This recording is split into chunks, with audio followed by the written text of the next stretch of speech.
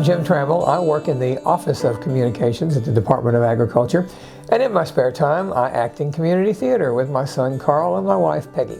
Yes, I've been in a couple of plays here in Lexington, my most recent one in 2016, and several more in Tennessee back in the 1970s and 80s, where I founded a theater group kind of like he's founding now. So it's a generational thing for sure. I'm directing, I did the sound design, and I play two characters. I texted my dad and I said, hey, do you want to play the proprietor? And he said yes. And then I had trouble finding a stage manager, but my mom graciously offered to be the stage manager.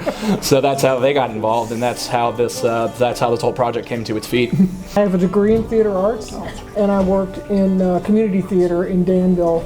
She's a stage manager, and he's the director. They work much better together than they ever did as mother and son.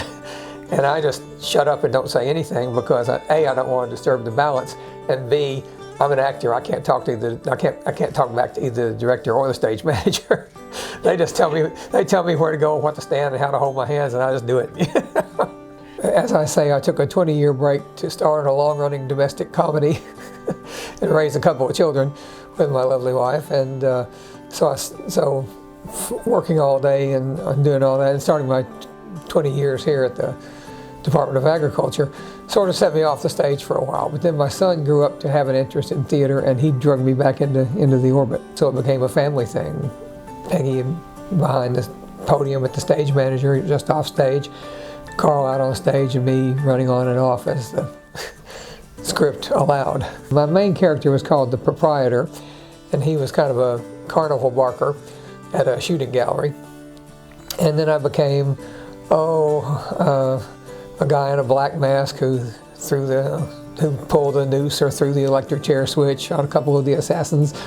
I was a radio announcer, I was a photographer, I was a bartender, the guitarist, the folk singer. And I dressed up in a nice little suit and became President McKinley long enough to get shot down by Leon Zolgosh. And then I was some kind of nebulous guy in a star-striped vest who was singing about the general discontent that everybody else was feeling. But it was fun.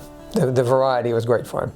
Every 2 or 3 years I feel like I'll throw it down and do something. A lot depends on whether something comes along that I like, and it also depends on, of course, whether you pass the audition and the director thinks you're best for the show. So.